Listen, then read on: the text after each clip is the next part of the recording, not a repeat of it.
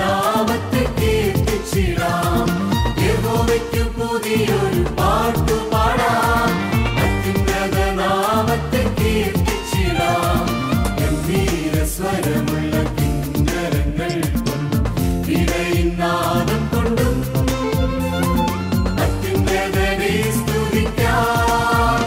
അവൻ നല്ലവനല്ലോ, സ്തുതിയെന്നും ഉള്ളത്. അവൻ നല്ലവനല്ലോ, ദയയെന്നും ഉള്ളത്. അവൻ നല്ലവനല്ലോ, സ്തുതിയെന്നും ഉള്ളത്. അവൻ നല്ലവനല്ലോ, ദയയെന്നും ഉള്ളത്.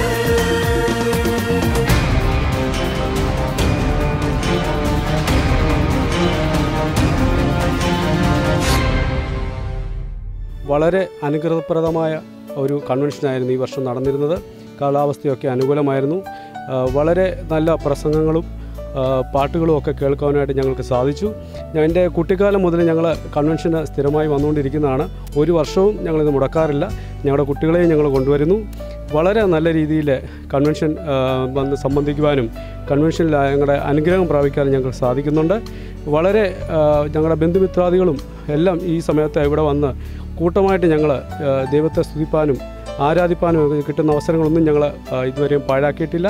തുടർന്നും വരുന്ന വർഷങ്ങളിലൊക്കെയും ഇത് അനുഗ്രഹപ്രദമായിരിക്കുവാൻ വേണ്ടിയിട്ട് ഞങ്ങൾ സർവേശ്വരനോട് പ്രാർത്ഥിക്കുകയും ചെയ്യുന്നു.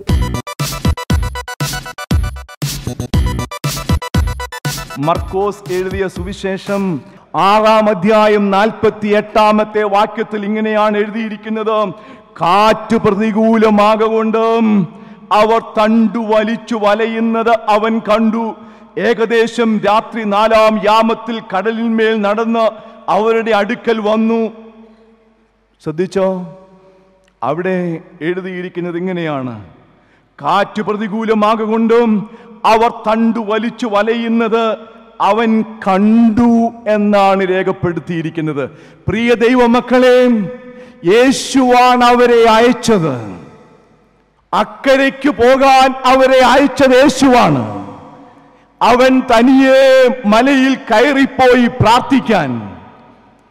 പക്ഷേ അവന്റെ പ്രാർത്ഥനയിൽ താൻ അയച്ച ശിഷ്യന്മാരെ കുറിച്ചാണ് അവൻ കണ്ടുകൊണ്ടിരിക്കുന്നത്. അതാ അവിടെ മർക്കോസ് എഴുതിയ സുവിശേഷത്തിന്റെ പ്രത്യേകത. കാറ്റ് പ്രതികൂലമാകൊണ്ട് അവർ തണ്ടു വലിച്ചു വലയുന്നത് കണ്ടു. മനുഷ്യന്റെ നഗ്നമായ കണ്ണുകൾ കൊണ്ട് കാണുവാൻ കഴിയുന്നതിലും അധികമായ ദൂരത്തിൽ പടകെത്തിയിരിക്കുന്നു. പടക് അങ്ങ് ദൂരെയാണ്. പക്ഷേ പടകിനെ കാണുന്ന ഒരു ദൈവമുണ്ട്. പ്രിയ ദൈവമക്കളെ, നമ്മുടെ ജീവിതം കർത്താവ് നയിക്കപ്പെടുന്നതാണെങ്കിൽ ജീവിതത്തിന്റെ ഏത് ക്ലേശങ്ങളുടെ പാരമ്യത്തിലേക്ക് അവൻ നമ്മളെ അയക്കട്ടെ. ജീവിതത്തിന്റെ ഏത് ദുർഘട മേഖലകളിലേക്ക് അവൻ നമ്മളെ അയക്കട്ടെ. ജീവിതത്തിന്റെ ഏത് വേദനാജനകമായ അനുഭവങ്ങളിലേക്ക് അവൻ നമ്മെ അയക്കട്ടെ. അവൻ നമ്മെ കാണുന്നവനാണ്. അവൻ നമ്മെ കാണുന്നവനാണ്. എൻ്റെ യേശു നിങ്ങളെ കാണുന്നവനാണ്. അവൻ നമ്മളെ കാണാതെ ഇരിക്കുന്നില്ല. എൻ്റെ യേശു എന്നെയും നിങ്ങളെയും കാണുന്നു. രാത്രിയിലെ 4-ാം യാമത്തിൽ അവൻ കണ്ടു. പടക് കരവിട്ട് പല നാഴിക ദൂരത്തായിരിക്കുന്നു. തണ്ടു വലിച്ചു വലയുന്നത് അവൻ കണ്ടു. എൻ്റെ ദൈവം എന്നെയും നിങ്ങളെയും കാണുന്നവനാണ്. പുറപ്പാട് പുസ്തകം 2-ാം അധ്യായം, ആ പുറപ്പാട് പുസ്തകം 2-ാം അധ്യായം വായിക്കുമ്പോൾ മോശയെ ദൈവം വിളിക്കുന്ന ദൈവവിളിയുടെ അനുഭവമാണ്. ഇതാ മോശയെ വിളിച്ചിട്ട് പറയുകയാണ്: ഞാൻ എൻ്റെ ജനത്തിന്റെ കഷ്ടത കണ്ടു. ഞാൻ എൻ്റെ ജനത്തിന്റെ കഷ്ടത കണ്ടു. ഊഴിയ വിചാരകന്മാർ നിമിത്തം അവരുടെ നിലവിളി ഞാൻ കേട്ടിരിക്കുന്നു. അവരുടെ സങ്കടം ഞാൻ അറിഞ്ഞിരിക്കുന്നു. എന്ത് ക്രിയാപദങ്ങളാണ്! കണ്ടിരിക്കുന്നു, കേട്ടിരിക്കുന്നു, അറിയുന്നു. എത്ര ക്രിയാപദങ്ങൾ! പ്രിയ ദൈവമക്കളെ, എന്നെയും നിങ്ങളെയും കാണുന്ന ഒരു ദൈവമുണ്ട്. എന്നെയും നിങ്ങളെയും അറിയുന്ന ഒരു ദൈവമുണ്ട്. എന്റെ നിലവിളി കേൾക്കുന്ന ഒരു ദൈവമുണ്ട്.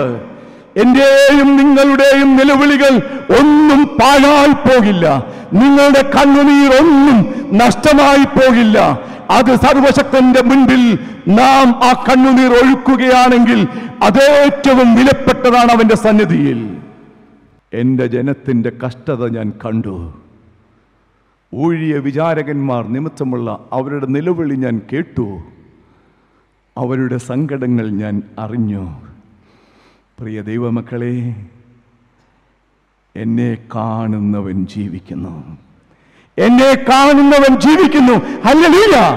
എല്ലാവരും ഒന്ന് പറഞ്ഞാട്ടെ. എന്നെ കാണുന്നവൻ ജീവിക്കുന്നു. ദൈവത്തിന് ആദ്യമായി വേദപുസ്തകത്തിൽ ഒരാൾ പേരിട്ടതാണ് എന്നെ കാണുന്നവൻ. നോക്ക്, ഉൽപ്പത്തി പുസ്തകം 16-ാം അധ്യായത്തിലാണ്. ഇതാ സാറ തൻ്റെ ദാസിയായ ഹാഗാറിനെ അബ്രഹാമിൻ്റെ മാറിടത്തിലേക്ക് കൊടുത്തു. ഇവളിൽ എനിക്ക് ഒരു മകൻ ജനിക്കട്ടെ. നിങ്ങൾ നോക്കണം, അങ്ങനെ പറഞ്ഞ ഉടനെ കയറി ചാടി വീണ ആളല്ല അബ്രഹാം. അങ്ങനെ പറഞ്ഞിട്ടും വീണ്ടും 10 വർഷം കഴിഞ്ഞു. He was meditating upon it. അതേ എനിക്ക് പറയാനുള്ളൂ. ഇന്നാണ് ഒരാൾ പറഞ്ഞെങ്കിൽ ചാടിക്കേറി എന്തെല്ലാം ചെയ്തേനെയും. പക്ഷേ അങ്ങനെ ഒരു തീരുമാനത്തിലേക്ക് എത്താൻ അബ്രഹാമിന് 10 നീണ്ട വർഷങ്ങൾ വേണ്ടി വന്നു. ഇതാ ഹാഗാർ അബ്രഹാമിൽ നിന്ന് ഒരു കുഞ്ഞിനെ അവളുടെ ഗർഭപാത്രത്തിൽ വളർന്നുകൊണ്ടിരിക്കുകയാണ്. ദാസി ഗർഭവതിയായി എന്നറിഞ്ഞപ്പോൾ യജമാനത്തിയായ സാറ അവൾ അസൂയ പൂണ്ട സ്ത്രീയായി തീരുകയാണ്. കണ്ണുകളിൽ കടിയാണ്. ഇതാ അവളെ ദ്രോഹിക്കുകയാണ്, ഉപദ്രവിക്കുകയാണ്. ആ ഉപദ്രവം സഹിക്കുവാൻ കഴിയാതെ അവൾ അവിടെ നിന്നും ഇറങ്ങി ഓടിയതാ. എങ്ങോട്ടാണെന്നറിയില്ല, ലക്ഷ്യമില്ലാതെ അവൾ ഓടിയതാണ്. കാരണം സഹിക്കുവാൻ കഴിയാത്ത ജീവിതത്തിന്റെ വേദനകളുടെ കൂമ്പാരങ്ങളിലാണ് അവൾ. അതുകൊണ്ട് അവൾ അവിടെ നിന്ന് ഓടി. എങ്ങോട്ടെന്നറിയില്ല, ലക്ഷ്യം എവിടെയാണെന്നറിയില്ല. ആ ബർശേബ മരുഭൂമിയിലൂടെ ഓടുകയാണ്. ഇല്ല, ആ ബർശേബ മരുഭൂമിയിലും നിനക്ക് വേണ്ടി ഒരു നീരൊഴുക്ക്. ദൈവത്തിൻ്റെ ദൂതൻ ഹാഗാറിനെ എവിടെയാ കാണുന്നത്? ബർശേബ മരുഭൂമിയുടെ നീരുറവിന് അരികെയാണ്. ഈ മരുഭൂമിയിലും നീ തളർന്നു പോകാതെ, ഈ മരുഭൂമിയിൽ നീ തളർന്നു പോകും. പക്ഷേ നിനക്ക് വേണ്ടി ഇതാ ഞാൻ ഈ നീരുറവ് ഒരുക്കിയിരിക്കുകയാണ്. This is the divine nature of our Almighty God. ആരും സഹായമില്ല എന്ന് തോന്നുന്ന സാഹചര്യത്തിലും, ആരും സഹായിപ്പാനില്ലാത്തപ്പോൾ ഇതാ അവൾ പോകുമ്പോൾ ആ നീരുറവിനരികെ ദൈവത്തിന്റെ ദൂതൻ അവളെ കാണുകയാണ്. അപ്പോൾ ഇതാ അവളെ പേർ ചൊല്ലി വിളിക്കുന്നു. ഹാഗാറേ, നീ എവിടെ നിന്ന് വരുന്നു? നീ എങ്ങോട്ട് പോകുന്നു? ഞാൻ പറയട്ടെ, ഇവിടെ എനിക്ക് പറയാനുള്ള ഒരു സുന്ദരമായ ചിന്തയുണ്ട്. നീ ഏത് ജീവിതത്തിന്റെ പ്രതികൂലങ്ങളുടെ അനുഭവങ്ങളിലായിക്കൊള്ളട്ടെ, നീ ജീവിതത്തിന്റെ കയ്പിന്റെ അനുഭവത്തിലായിക്കൊള്ളട്ടെ, പ്രതീക്ഷകൾ അസ്തമിച്ച ജീവിതത്തിന്റെ അനുഭവങ്ങളിലായിക്കൊള്ളട്ടെ, എല്ലാവരും ത്യജിക്കപ്പെട്ട അനുഭവം നിനക്കുണ്ടാകട്ടെ. പക്ഷേ ഒരു കാര്യമുണ്ട്, നിന്നെ കരുതുന്ന ദൈവം നിനക്ക് വേണ്ടി ഈ മരുഭൂമിയിൽ നീരുറവൊരുക്കുന്നു. ഈ മരുഭൂമിയിൽ നിന്നെ ആരും പരിചയമില്ലെങ്കിലും, നിന്റെ പേർ ആരും അറിയുന്നില്ല എങ്കിലും, നിന്നെ പേർ ചൊല്ലി വിളിക്കുന്ന ഒരു ദൈവം ഇവിടെയുണ്ട്. എന്നെയും നിങ്ങളെയും പേർ ചൊല്ലി വിളിക്കുന്ന ഒരു ദൈവം ഇവിടെയുണ്ട്. എന്നിട്ട് അവളോട് പറഞ്ഞു, ഹാഗാറേ, നീ പോയി നിന്റെ യജമാനത്തിക്ക് കീഴടങ്ങിയിരിക്കുക. It is something difficult in her life. അത് പ്രയാസമേറിയ ഒന്നാണ്. അതുകൊണ്ട് തന്നെയാണ് അവൾ ആ ഭവനം വിട്ട് ഓടിപ്പോകുന്നത്. എന്നാൽ ഇപ്പോൾ ഇതാ അവളുടെ ജീവിതത്തിലെ ഏറ്റവും ഭാരമേറിയ അനുഭവമാണിത്. ദൈവം പറയുന്നു, നീ തിരിഞ്ഞു പോകുക, നിന്റെ യജമാനത്തിയുടെ അടുക്കൽ പോയി കീഴടങ്ങിയിരിക്കുക. ദൈവം പഠിപ്പിക്കുന്നത് ഇങ്ങനെയൊക്കെയാണ്. നമ്മുടെ ജീവിതത്തിൽ നമ്മൾ ആഗ്രഹിക്കുന്നത് പോലെയല്ല ദൈവം പ്രവർത്തിക്കുന്നത്. കഷ്ടമെന്ന് തോന്നുന്നതും വേദന എന്ന് തോന്നുന്നതും അതും കൂടി നമുക്ക് നൽകിയാണ് നമ്മളെ ആ ദൈവ സ്നേഹത്തിന്റെ പാരമ്യത്തിലേക്ക് എത്തിക്കുന്നതെന്ന് നാം മനസ്സിലാക്കണം. നിനക്കിഷ്ടമില്ല എന്ന് തോന്നുന്ന അനുഭവങ്ങളും നിനക്ക് വന്നു ചേരാം.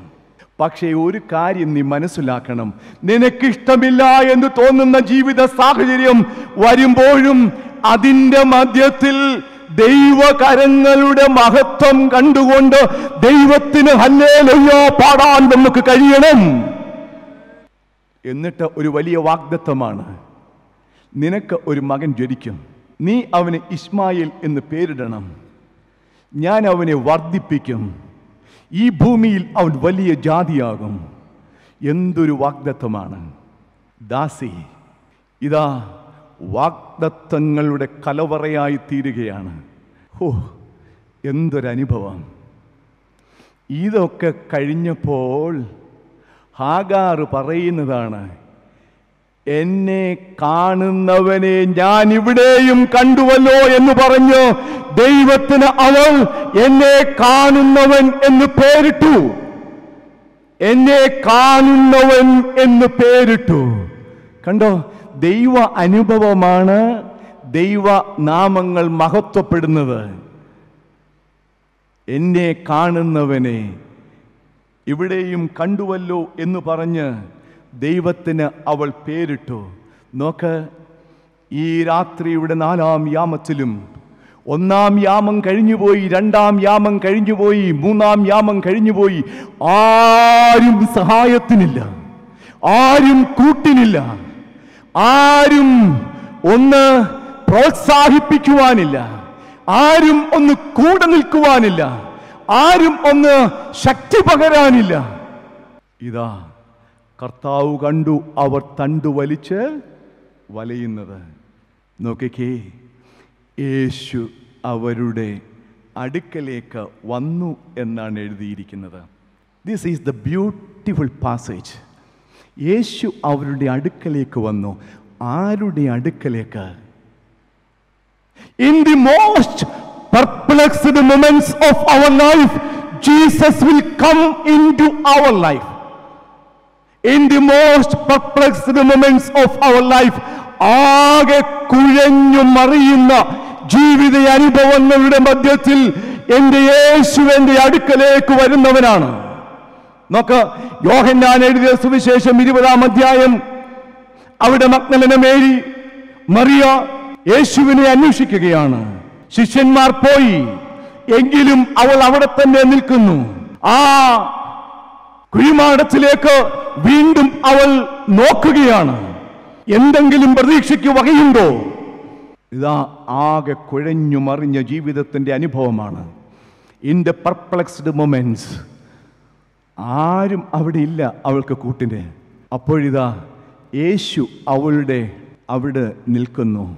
അവൾ വിചാരിച്ചു ഇത് തോട്ടക്കാരനായിരിക്കുമെന്ന് വിചാരിച്ചിട്ടും അവൾ ആ യേശുവിനോട് പറയുകയാണ്, നീ അവനെ എവിടെ വെച്ചുവെങ്കിൽ പറയുക, ഞാൻ അവനെ എടുത്തുകൊണ്ടുപോയിക്കൊള്ളാം.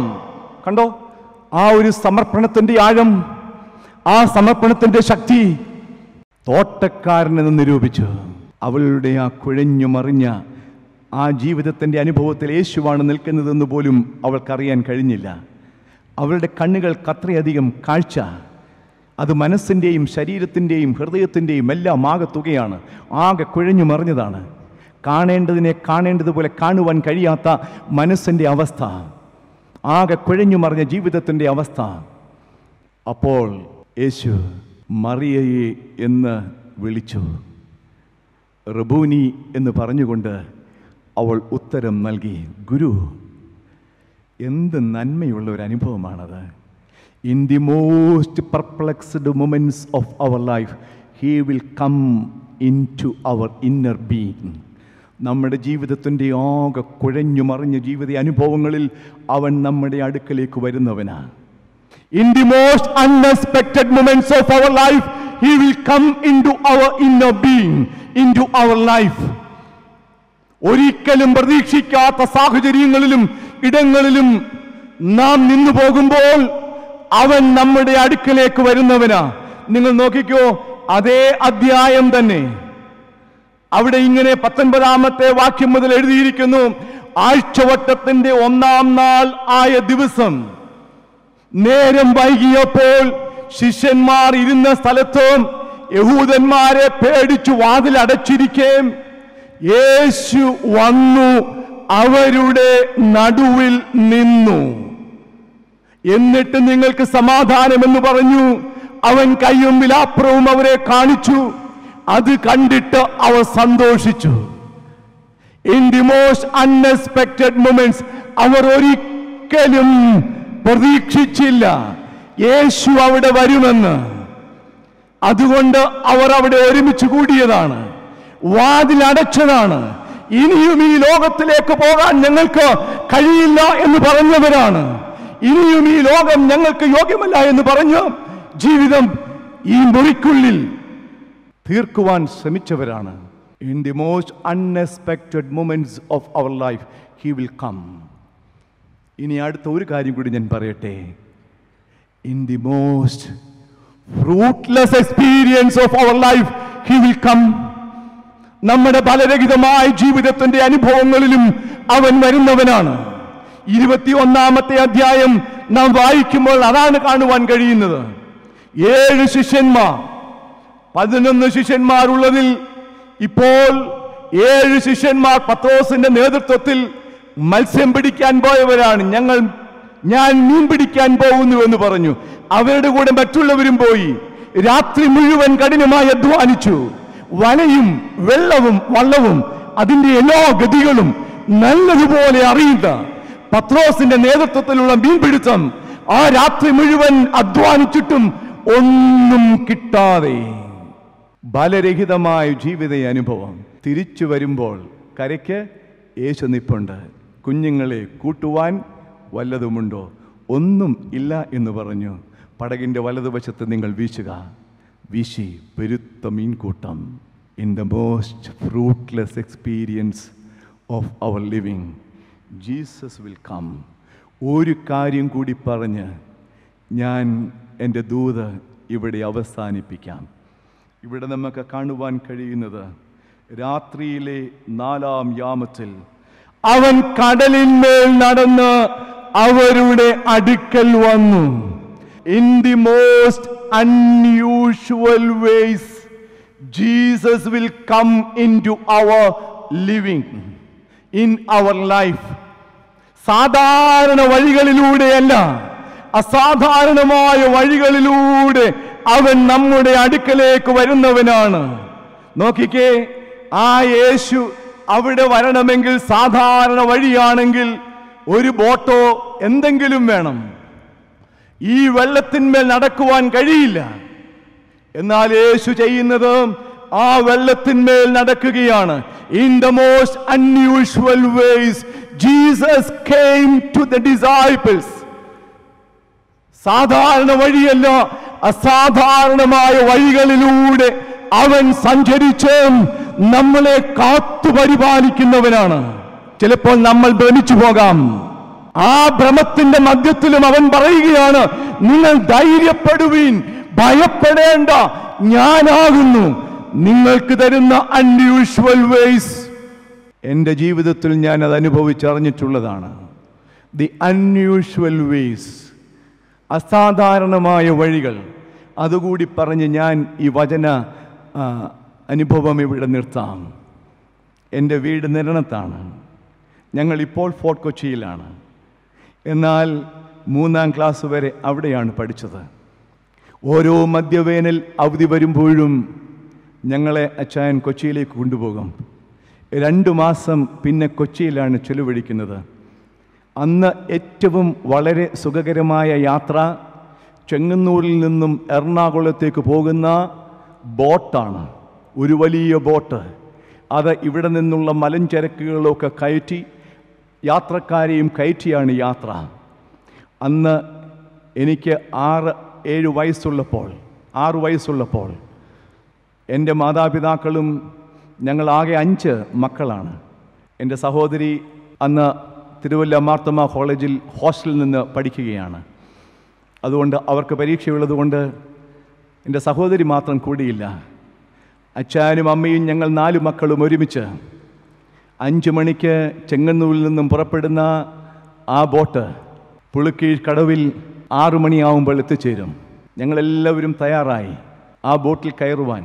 ബോട്ടിൽ കയറി രാത്രി ഒരു 8-8:30 ആയപ്പോൾ ഭക്ഷണപ്പൊതിയെല്ലാം അഴിച്ച് ഭക്ഷണമെല്ലാം കഴിഞ്ഞു. ഈ ബോട്ടിനൊരു പ്രത്യേകതയുണ്ട്. ബോട്ടിന് അടിയിലാണ് ഈ മലഞ്ചരക്കുകളൊക്കെ ഇടുന്നത്. അതിൻ്റെ മുകളിൽ ഒരു പ്ലാറ്റ്ഫോമുണ്ട്. ആ പ്ലാറ്റ്ഫോമിൽ പിന്നെ പുതപ്പ് വിരിച്ചിട്ടാണ് എല്ലാവരും കിടന്നുറങ്ങുന്നത്. ഞങ്ങൾ 6 പേരും, അച്ഛനും അമ്മയും ഞങ്ങൾ ആൺമക്കൾ 4 പേരും ആ യാത്രയിൽ ഒരുമിച്ചുണ്ട്. ഭക്ഷണമെല്ലാം കഴിഞ്ഞതിന് ശേഷം ഉറക്കത്തിനു വേണ്ടി തയ്യാറായി. നല്ല വേമ്പനാട്ട് കായലിലെ തണുത്ത കാറ്റ്, നല്ല ഉറക്കം. രാത്രി ഏകദേശം 3 മണിയായി. ഞാൻ ആ പ്ലാറ്റ്ഫോമിൽ എഴുന്നേറ്റു. ഞാൻ ചുവടുകൾ വെച്ച് മുൻപോട്ട് പോവുകയാണ്. ആ ബോട്ടിൽ അന്ന് പിന്നെ 3 പേർ മാത്രമേ ഉള്ളൂ ഉറങ്ങാതെ ഇരിക്കുന്നത്. ബോട്ട് കരയ്ക്ക് അടുപ്പിക്കുന്നതിന് സഹായിക്കുന്ന 2 ജോലിക്കാർ, മുകളിൽ ബോട്ട് നിയന്ത്രിക്കുന്ന സ്രാങ്ക്. വേറെ ആരും ഉണർന്നിരിപ്പില്ല. ഞാൻ നടന്ന് ആ ബോട്ടിൻ്റെ അരികിലേക്കെത്തി. ഇനിയും ഒരു ചുവട് വെച്ചാൽ ഞാൻ വേമ്പനാട്ട് കായലിലേക്കാണ് വീഴുക. ഞാൻ എഴുന്നേൽക്കുന്നത് ഈ ബോട്ടിലെ ഒരു ഉദ്യോഗസ്ഥൻ, ആ ബോട്ട് കരയ്ക്ക് അടുപ്പിക്കുന്ന ആ 2 ഉദ്യോഗസ്ഥരിൽ ഒരുത്തൻ കണ്ടു. ഇനി ഒരു ചുവട് വെച്ചാൽ ഞാൻ ഈ വേമ്പനാട്ട് കായലിലേക്കാണ് വീഴുക. പിന്നീട് ഞാൻ ഈ ലോകത്തിലുണ്ടെന്ന് പോലും അറിയില്ല. അദ്ദേഹം ഓടി വന്നു എന്നെ കോരിയെടുത്തു. ആരാണെന്ന് അദ്ദേഹത്തിന് അറിയില്ല. അദ്ദേഹം ഇരുന്ന സ്ഥലത്ത് കൊണ്ടുപോയി എന്നെ കിടത്തി ഉറക്കി. രാവിലെ 5 മണിയായപ്പോൾ അച്ഛനും അമ്മയും എഴുന്നേറ്റു മക്കളെ നോക്കുമ്പോൾ ഞാൻ അവരുടെ കൂട്ടത്തിലില്ല. അവർ കൂട്ട നിലവിളിയായി. അപ്പോൾ ആ ഉദ്യോഗസ്ഥൻ എന്നെയും കൊണ്ട് എൻ്റെ അച്ഛൻ്റെയും അമ്മയുടെയും അടുക്കലെത്തി. ഇതാ നിങ്ങളുടെ മകനായിരിക്കാം. അതെ, ഞങ്ങളുടെ മകനാണ്. ഞാൻ പറയട്ടെ, ഇവിടെയാണ് ദൈവത്തിൻ്റെ കരങ്ങൾ പ്രവർത്തിക്കുന്നത്. In the most unusual ways, അസാധാരണമായ ജീവിത വഴികളിലൂടെ അവൻ പ്രവർത്തിക്കുന്നവനാണ്.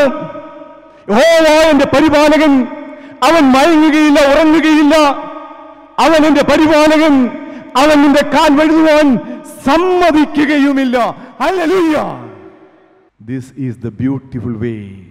This is the unusual way. God is guiding our life. ഞാൻ നിർത്തുകയാണ്. പ്രിയ വിശ്വാസ സമൂഹമേ, കണ്ണുകളടയ്ക്കാം.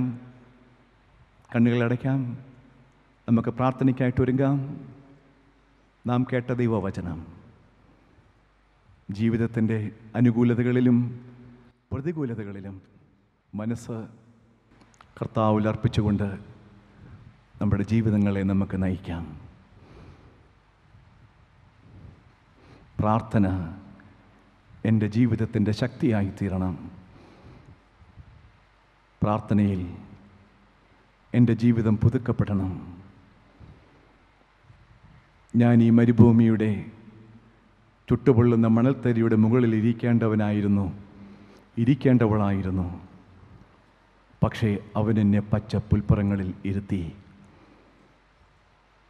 എൻ്റെ യേശു, അവൻ ആ പച്ച പുൽപ്പുറങ്ങൾ എനിക്ക് വേണ്ടി ഒരുക്കി. അതുകൊണ്ട് ഞാനിന്ന് ജീവിക്കുന്നു. എൻ്റെ യേശു അവനാരിലും ഉന്നതനാണ്. എൻ്റെ യേശു അവനാരിലും ഉന്നതനാണ്. എൻ്റെ ജീവിതത്തിൽ സുന്ദരകരമായ അനുഭവങ്ങൾ തരാം. the most excited, the most marvelous, the most wonderful ways അവൻ നമുക്ക് തരാം. പക്ഷേ ജീവിതത്തിൻ്റെ മറുകരയുടെ അനുഭവം വരുമ്പോൾ അന്താളിച്ചു പോകുകയല്ല വേണ്ടത്, അവനോട് കൂടെ തന്നെ നാം യാത്ര ചെയ്യണം. ആ യേശു അവൻ എന്നെ കാണുന്നവനാ. ഞാൻ എത്ര ദൂരെയായാലും അവൻ്റെ കണ്ണുകൾ എന്നെ കാണുന്നു. എന്നെ കാണുന്നവനെ ഇവിടെയും കണ്ടുവല്ലോ എന്ന് പറഞ്ഞ് ഹാഗാർ ദൈവത്തിന് എന്നെ കാണുന്നവൻ എന്ന് പേരിട്ടു. എന്നെ കാണുന്നവൻ. അവൻ അവരുടെ അടുക്കലേക്ക് വന്നു. അവൻ വരുന്നവനാ. എൻ്റെ ജീവിതത്തിൻ്റെ ആകെ കുഴഞ്ഞു മറിഞ്ഞ ജീവിത അനുഭവങ്ങളിൽ, ഭയന്നു പോകുന്ന ജീവിത സാഹചര്യങ്ങളിൽ ആ യേശു പറയുന്നു, ഭയപ്പെടേണ്ട, ധൈര്യപ്പെടുവീൻ, ഞാനാകുന്നു. എൻ്റെ ജീവിതത്തിലെ, നമ്മുടെ ജീവിതത്തിലെ എല്ലാ അനുഭവങ്ങളും അതവനറിയാതെ ഒന്നും സംഭവിക്കുന്നില്ല. ഒരു മുടി പോലും പൊഴിയുന്നത് അവൻ അറിഞ്ഞുകൊണ്ട് തന്നെയാണ്. അവനറിയാതെ അതും സംഭവിക്കുന്നില്ല. In the most perplexed moments of our life, ആകെ കുഴഞ്ഞു മറിഞ്ഞ ജീവിത അനുഭവങ്ങളിൽ അവൻ എൻ്റെ അടുക്കലേക്ക് വരുന്നതാ. കുഴഞ്ഞു മറിഞ്ഞ ജീവിത സാഹചര്യങ്ങളിൽ, ഭയന്നു പോകുന്ന ജീവിത സാഹചര്യങ്ങളിൽ അവൻ എൻ്റെ അടുക്കലേക്ക് വരുന്നതാ. എൻ്റെ ജീവിതത്തിൻ്റെ ബലരഹിതമായ ജീവിത സാഹചര്യങ്ങളിൽ അവൻ വരുന്നവനാ. ഒരു പ്രതീക്ഷയ്ക്കും വകയില്ലാതെ ഞാനിരിക്കുമ്പോൾ, എന്തു ചെയ്യേണ്ടു എന്നറിയാതെ കുഴഞ്ഞിരിക്കുമ്പോൾ, in the most unexpected moments of my life he will come. Yeshu വന്നു. അവൻ എൻ്റെയും നിങ്ങളുടെയും ജീവിതത്തിൽ വരുന്നവനാ. ആ യേശുവിനോട് കൂടെ നമുക്ക് യാത്ര ചെയ്യാം.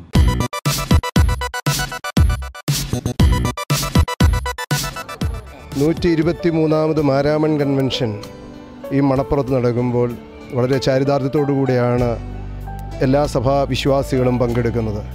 വചനത്തിൻ്റെ കൂടാരമായി അറിയപ്പെടുന്ന മാരാമൺ കൺവെൻഷൻ എക്യുമെനിക്കൽ വേദിക്ക് വളരെ പ്രസിദ്ധമായ കൺവെൻഷൻ യോഗമാണ്. വിവിധ സഭാവിഭാഗങ്ങളിൽ നിന്നും അനേകം ആളുകൾ വന്ന് വചനം പ്രഘോഷിക്കുകയും ലോകാന്തര നിലവാരമുള്ള നേതാക്കന്മാർ വന്ന് വചനത്തിൻ്റെ വലിയ സത്യങ്ങൾ കേരളത്തിലുള്ള ജനങ്ങൾക്ക് പകർന്നു കൊടുക്കുകയും ചെയ്യുന്ന അനുഭവം.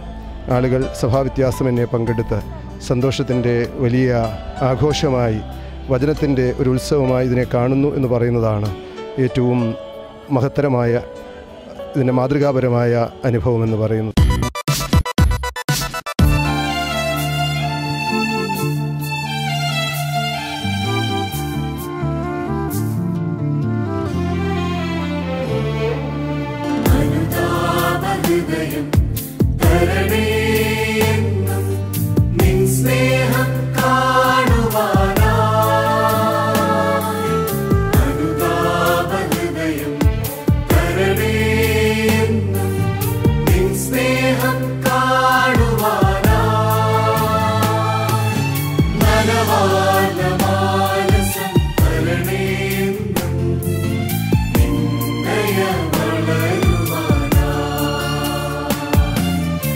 Bhagavan